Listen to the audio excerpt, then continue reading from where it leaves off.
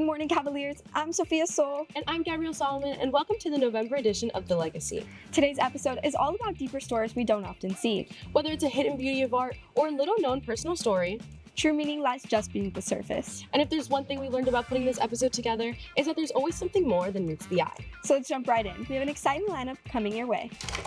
First, we take you inside a local tattoo studio, where every design goes deeper than the surface, proving that the real beauty isn't the ink, but the story behind it. Then we bring you the story of one coach whose outlook on fitness now shapes the young athletes they train beyond physical exercise. Our entertainment segment then takes us to Coconut Grove, where our man on the street uncovers more hidden stories from our community. We end off the episode with a heartfelt story of how a father turned unimaginable loss into an initiative for change. So stay tuned. We've got all this and so much more on The Legacy.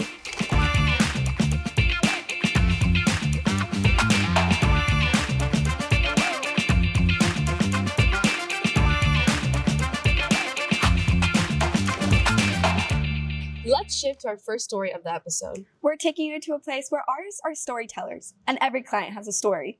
At this local tattoo studio, a rose simply isn't just a rose. Every mark reflects something deeper. It's a reminder that true beauty doesn't come from the canvas, but from the story behind it. Giovanna Campos starts us off. On the surface, he's a tattoo artist, but beneath the surface, he's a storyteller. Someone who turns the things people can't say out loud into ink, meant to stay with them forever. Tattoos are something special because for us artists, an artist always makes their art prevail. That confidence that the clients give you when your art will remain on them forever, that's something very nice because it's not only a work of art that one does, but it's a work of art with meaning that someone carries on their skin for the rest of their life. Every tattoo begins the same way, a quiet conversation, a moment where someone finally shares the truth behind what they want. And he knows that without the story, the art has no heartbeat. And every person, when they choose a design, they always learn something new about themselves, even if they don't know it. Tattoos can mean a lot, or they can simply be decorative, but even in the decorative part, it influences who they are and what they like. Almost always it represents you in some way, the kind of art you get on yourself. He listens for the weight beneath their words, the grief they're carrying, the healing they're chasing, the memories they refuse to let fade, because that's where the real design begins. So yeah, it's just as a person who carries tattoos, we always see them as a reminder, oh yeah, this is what I did this for, so I don't forget. It's just a more of a connection with the customer. You guys, more of a hand-in-hand. Most clients come in looking for art, but they leave with connection, a piece of themselves translated by someone who understands that tattoos aren't just visuals. Beneath the surface of every design is a story only he can pull out. When you start tattooing, you realize that the art means something to people, and you connect with them through that art.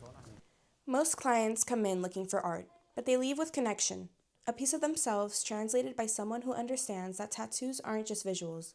Beneath the surface of every design is a story only he can pull out, turning ink into something true. For Gables Live, I'm Giovanna Campos, reporting. Thank you, Giovanna, for bringing us that insightful story. Next up, fitness becomes something much deeper when one coach believes in more than just exercise. For this local program, challenge and encouragement come together to help young athletes reach their potential. Here's Camila Mendoza with our next story. Sometimes all it takes is one person to change someone's life for the better. And for this coach, that beliefs come from his own journey. Well, I've been a personal trainer for about 13 years. I've been working here for about 12 years. And basically a little bit about my backstory is I grew up overweight myself from 13, basically my whole life until I was like 28 years old. So once I lost weight, I became passionate about helping other people. I saw that there was a desperate need in working with kids and weight loss and stuff like that. So through his experience coaching, he's learned the skills necessary to help his clients reach their full potential. Bigger part of it is how to keep them motivated, how to keep them excited to come in, engaging with them to get them to learn new things, get them to want to learn new things, and then remembering that exercise is only 10% of your day. You still have to go out there and put effort on your nutrition and your mindset and stuff like that. Chris's connection with his clients goes beyond the workout. He motivates them, jokes with them, and makes them want to keep up their progress. He's made me make fitness more of a more centered part in my life. So I've done it much more since training with him. He's been really helpful and supportive the entire time. Seeing their progress is what keeps Chris going. It's proof that one coach, one moment, can make a difference that lasts. Definitely proud because, like I said, growing up overweight myself, I went through a lot of the stuff that they're going through, being bullied and ridiculed for my weight and stuff like that, and feeling like an outcast through my whole school career and stuff. So seeing them transform their lives and have come in with, first come in with like low self-esteem, walk out with confidence, it's refreshing to see that. Chris keeps showing up because their progress matters. Proof the power of one can change a child's entire life trajectory. For Gables Live, I'm Camila Mendoza reporting. Thank you, Camila, for bringing us such a heartfelt story. We have more coming up. We'll see you after the break. We see small problems start every day. Trash left on the floor, a faucet left running, an argument that begins with just one word. But with just one push, one small choice becomes another. A mess picked up, water turned off, a conversation healed. Because it only takes one simple action can start real change.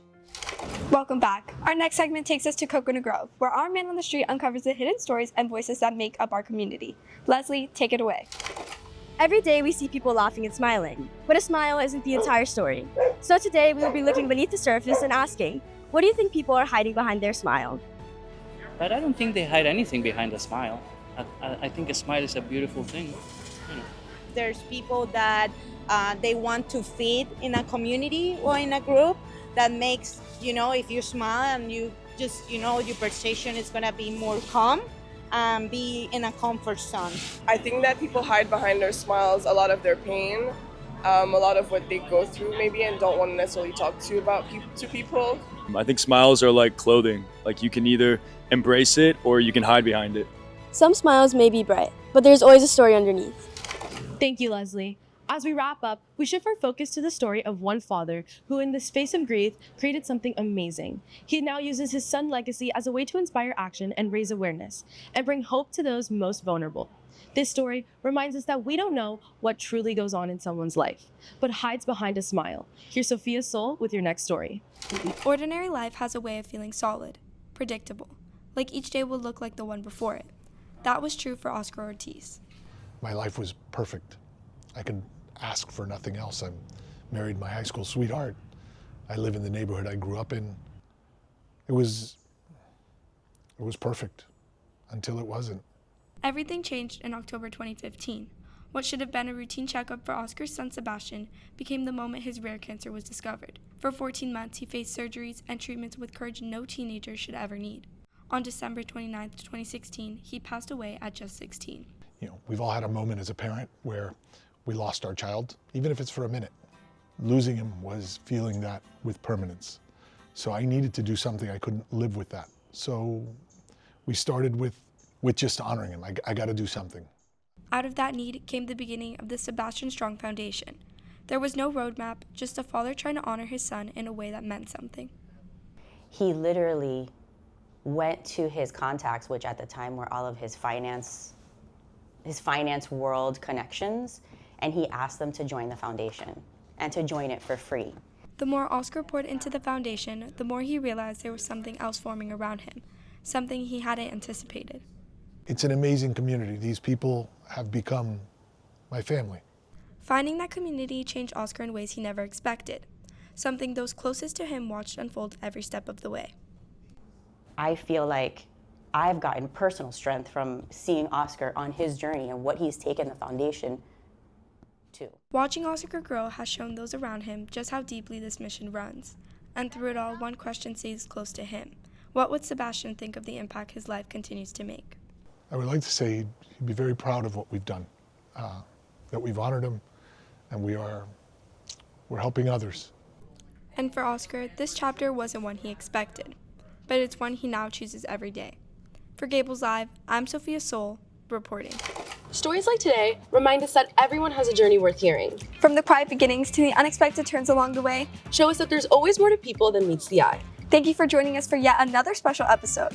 And with many more to come, we'll see you next time on The Legacy.